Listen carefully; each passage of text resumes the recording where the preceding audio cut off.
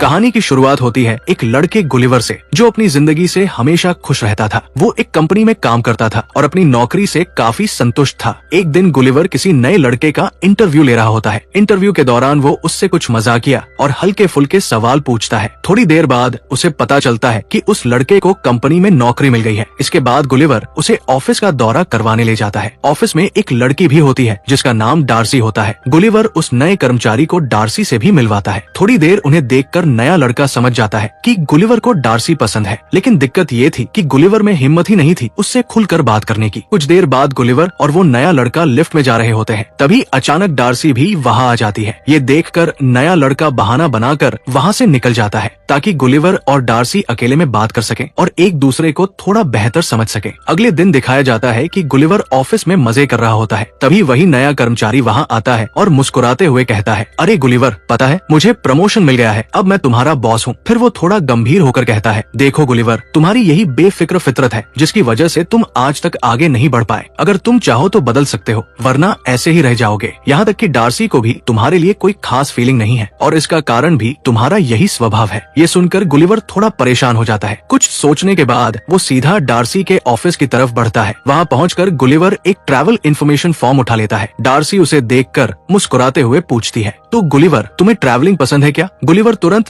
थोड़ा स्टाइल मारते हुए कहता है, हाँ बहुत ज्यादा, मुझे घूमना फिरना बहुत पसंद है। वो आगे झूठ बोल देता है, मैं न्यूयॉर्क, इंग्लैंड, यहाँ तक कि इंडिया भी घूम चुका हूँ। ये सुनकर डार्सी काफी खुश हो जाती है और कहती है, वाह, तो फिर तुम्हें अपने इन ट्रैवल एक्सपीरियंस के बारे में जरूर लिखना चाहिए। गुलिवर हाँ में सिर हिलाता है और लिखना शुरू करता है, लेकिन जैसे ही पेन कागज पर रखता है वो उलझन में पड़ जाता है, क्योंकि उसे समझ नहीं आता कि अब क्या लिखे, क्योंकि जो कुछ उसने डार्सी से कहा था वो सब झूठ था। असल में गुलिवर तो कहीं भी गया ही नहीं था, तो उसने इंटरनेट पर अलग अलग आर्टिकल्स और टेक्स्ट से रिपोर्ट चुराकर कॉपी कर ली। जब डार्सी उसे ये करते हुए देखती है तो थोड़ी इम्प्रेस हो जाती है और उसके चेहरे पर खुशी झलकती है। फिर डार्सी गुलिवर से कहती है, अच्छा है, लेकिन अब तुम्हें बर्मुडा ट्रायंगल के बारे में भी कुछ लिखना चाहिए। अगले दिन गुलिवर बर्मुडा ट्रायंगल की यात्रा पर निकल पड़ता है। वहाँ एक नाव का कप्तान उसे नाव तक ले जाता है और बताता है, तुम्हें इस नाव को इसी लाल ट्रैक के रास्ते पर चलाना होगा, तभी तुम बर्मुडा ट्रायंगल तक पहुँच सकोगे। कप्तान आगे कहता है, और जब वापस लौटना चाहो तो इस बटन को उल्टी दिशा में दबा देना। गुलिवर थोड़े शहंशाह अंदाज में कहता है, ये मेरे लिए कोई बड़ी बात नहीं है, देखो मैं इसे आसानी से कर लूंगा। इसके बाद गुलिवर बर्मुडा ट्रायंगल की ओर रवाना होता है, लेकिन सफर के दौरान वो नींद में गिर पड़ता है। नींद में होने की वजह से उसे पता ही नहीं चलता कि उसकी नाव अचानक समुद्री तूफान में फंस जाती है। जब गुलिवर फिर जागता है तो वो हक्का बक्का रह जाता है, क्योंकि उसने देखा कि उसके शरीर पर कई लोग खड़े हैं और उन्होंने उसे रस्सियों से बांध रखा था।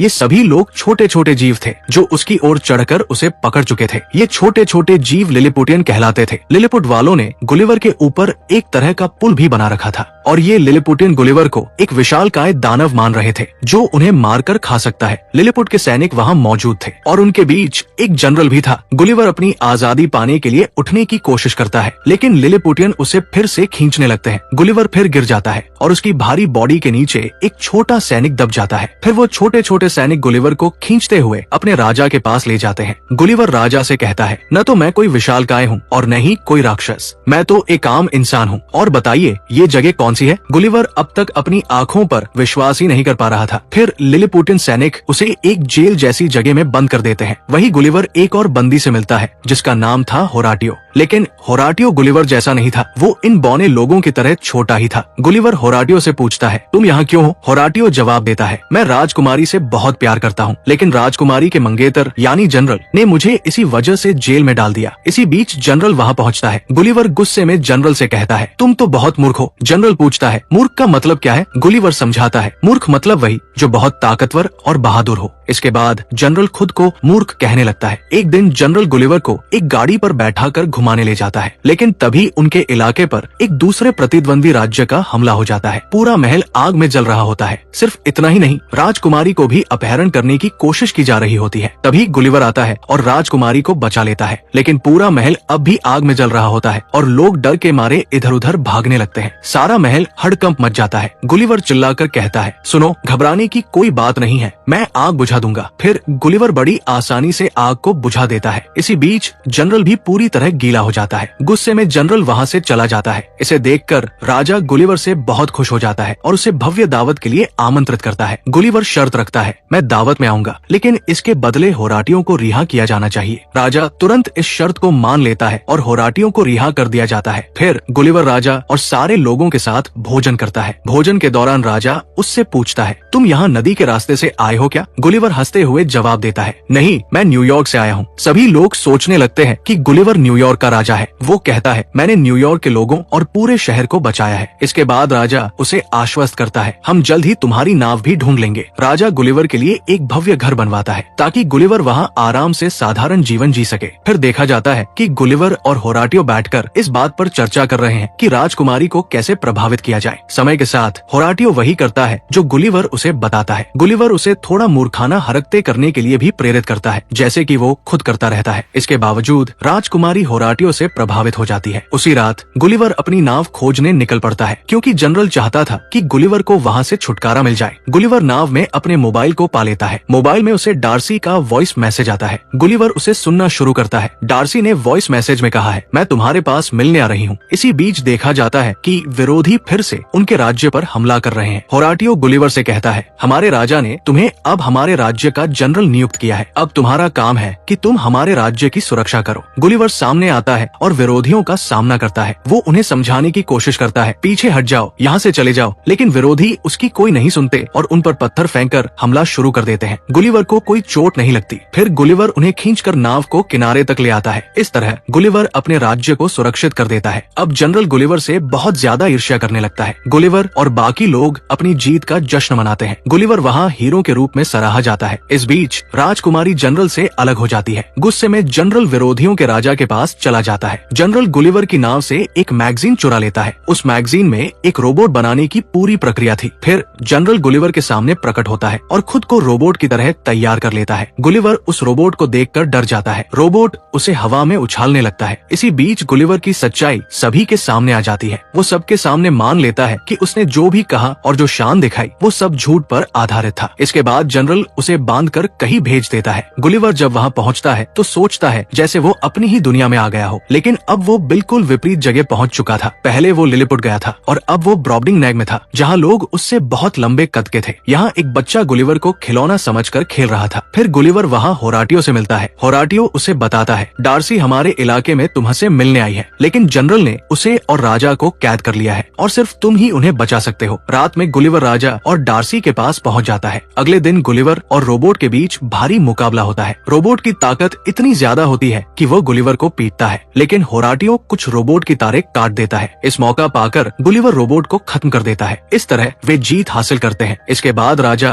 होराटियो और राजकुमारी की शादी की अनुमति दे देता है और डार्सी भी गुलिवर की गलतियों को माफ कर देती है। लेकिन उसी समय जनरल राजकुमारी को फिर से पकड़ लेता है। तभी राजकुमारी उसे एक झटका मारती है और खुद को आजाद कर लेती है। इससे जनरल राजकुमारी की पकड़ खो देता है। आखिर में डार्सी गुलिवर के पास आ जाती है और यहीं पर फिल्म का समापन होता है।